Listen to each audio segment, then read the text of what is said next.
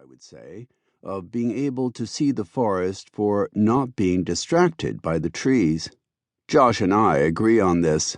It is, you might say, the underestimated advantage of the words out of the mouth of the not yet socialized babe, a kind of emperor who wore no clothes phenomenon, like the child in Hans Christian Andersen's tale who stated the obvious, that the emperor whose gown everybody was pretending to admire was in fact without one. My glimpses of a scientific field were always from the outside. I did not get lost in the details because I did not know them, and I was not crushed by the inertia of grad school mantras I'd never heard.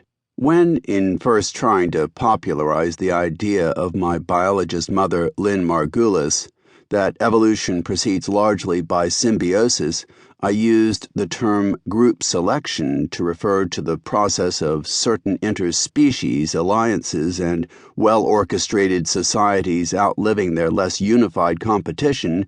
She said, "You can't say that." Why, I wanted to know. You just can't. The phrase isn't allowed.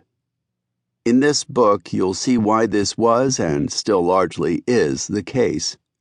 It is a core of Josh's fascinating new biophysical worldview, which has rather huge stakes for us humans, so long duped by the promisers of extended life and the religious counterpart, life after death.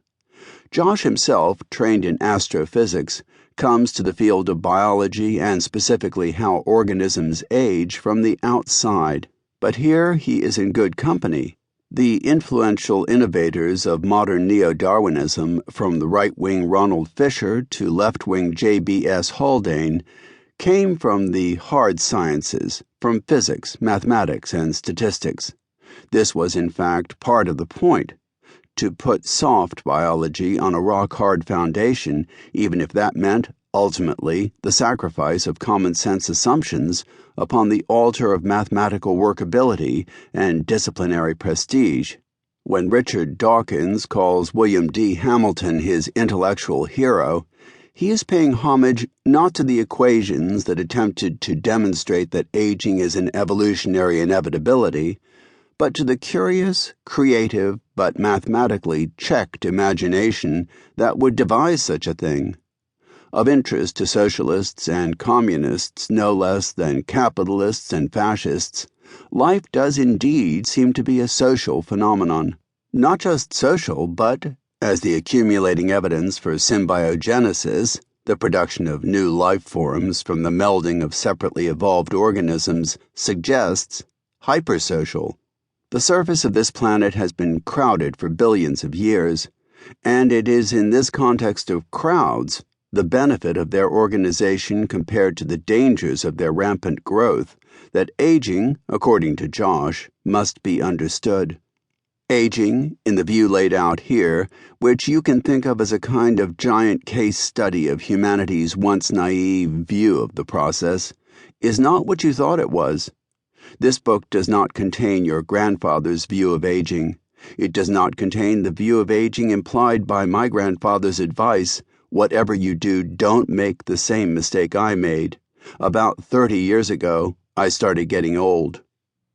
Don't make the same mistake. Clearly a joke, ironically underscoring that there is nothing we can do, wittingly or unwittingly, about an inexorable process.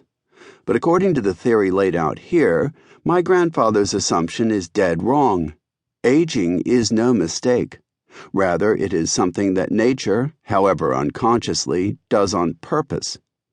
On the new view presented for the first time to a popular audience here, senescence does not come about through mere external exigency or as a result of the inevitable tendency for usable energy to be lost to the environment, entropy.